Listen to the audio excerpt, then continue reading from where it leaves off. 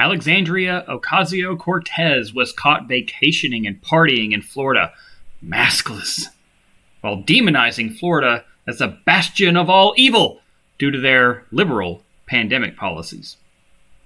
Does this really matter? Should it really matter? That is what we're going to discuss today on the Sovereign States.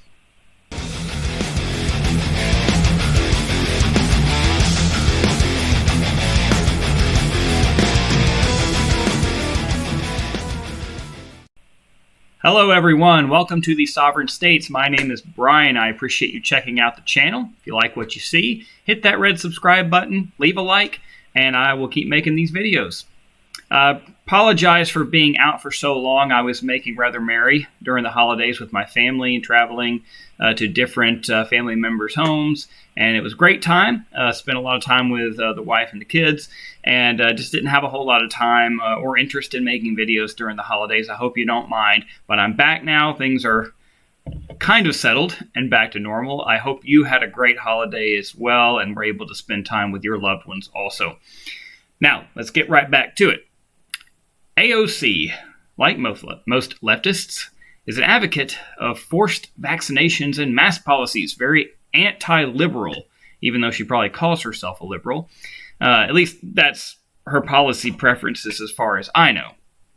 Now, her district, of course, like all of New York City, has become one of the most authoritarian places in the entire country, with just insane policies that don't make any sense at all. I think they're just doing them just to do them, just to see if they can.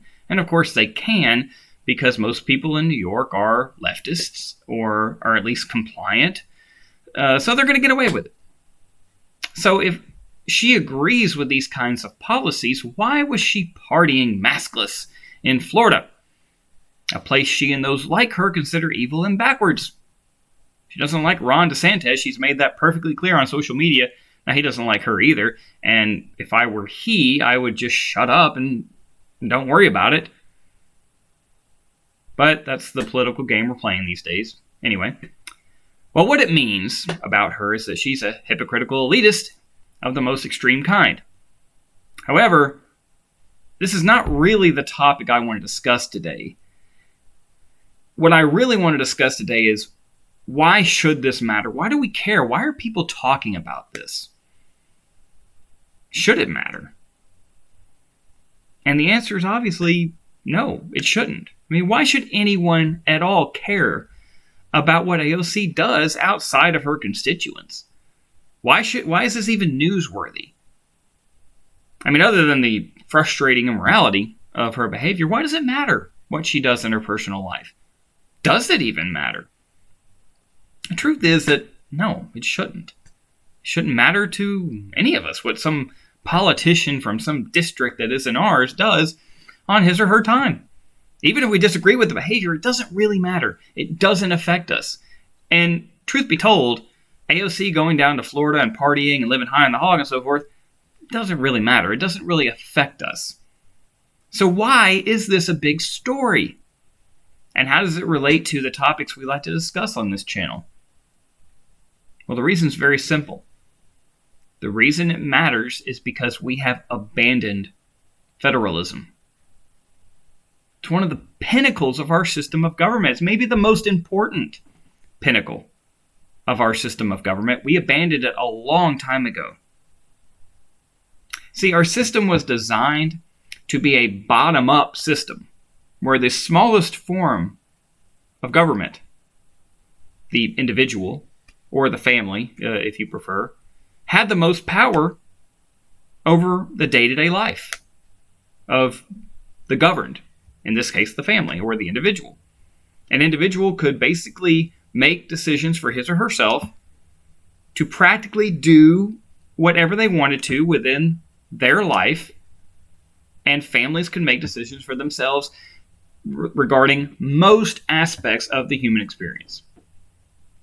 And then the local government had less power, but more power than the state, which had less power. And then finally, the central government, which was designed to be very small in scope, with very limited functions. That's the way it was designed. It was a great system. the best that's ever been instituted in human history, in my opinion. But we flipped this on its head now. And now we have a top-down system. See, the central government has a say in practically every aspect of our lives, albeit a small one in most cases, and in many ways innocuous.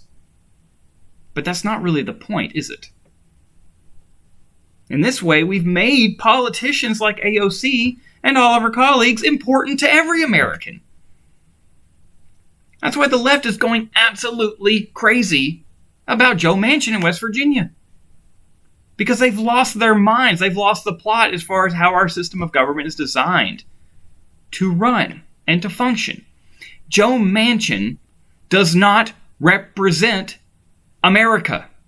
And neither does Bernie Sanders, neither does AOC, neither does anyone in Washington. They do not, except for the president, but they don't represent all Americans, none of them. But they all think they do. Or they think that Joe Manchin should. He doesn't. He represents the people of West Virginia. He answers to no one else except God. He doesn't need to do anything for New York or for Oklahoma or for California. He doesn't answer to them. He doesn't represent them. He doesn't have to care. I mean, just as a human being he does, as an American he does, but in his professional public life, as a senator for West Virginia, his only job is to represent the people of his state, no one else. And the people of his state do not want the leftist agenda of Joe Biden. They don't want it. Now, getting back to the topic at hand, we have made every politician in Washington, such as Joe Manchin or AOC, important to every American. Why? Why do we do that? But in this regard, what she does actually matters. It's because she has so much power as a congressperson. And not because it's AOC, but every congressperson. Everything they do matters to every single American. It shouldn't, but it does, even in small ways. Because she can vote for things like pandemic policy that affects 330 million people in very important ways, very serious ways, while she disregards her own policy preferences. I don't want it to be this way. I don't want to care who AOC is. I don't want the average person to know the name of anybody. Any politician outside of, the president and the vice president and maybe a handful of politicians, theirs in particular, for their states or their districts. Unless they are lobbyists or have some reason to know, or members of the media, most people shouldn't care. Because the central government should have such a small, irrelevant impact on their lives. It's necessary, but it should have such a small impact on our lives that we just don't care very much who any politician is except for ours. That's the system of federalism that was intended, and it's what I prefer and would like to return to as soon as possible.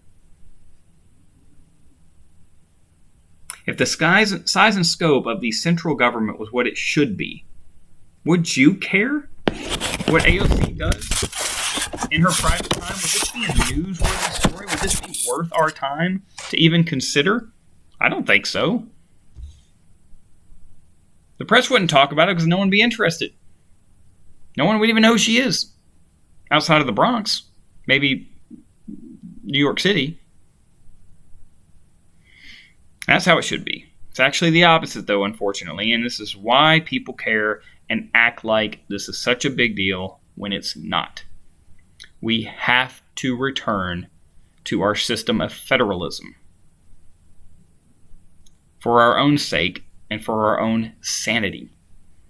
Now, I'm going to be talking more about federalism in our next Guiding Principles video. I made the first one on classical liberalism. Next one will be on federalism, and then finally a third on free markets.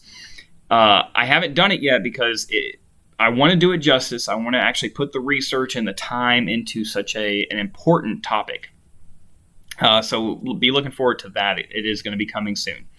So listen, if we could just do that and demand that from our politicians, get out these establishment people who just want to keep the game going. It's a game to them. They don't want to return to federalism because that means less power, less money, less control for them. Well, I don't want them to have control. I don't want them to have power. I don't want them to have, I don't care if they have a lot of money. That's none of my business. As long as it's not earned through public service, I don't really care if they have a lot of money. But I don't want the power to be focused in Washington. I want it disparate and spread as much as possible, as decentralized as possible. Because that leads to greater liberty for the individual human being.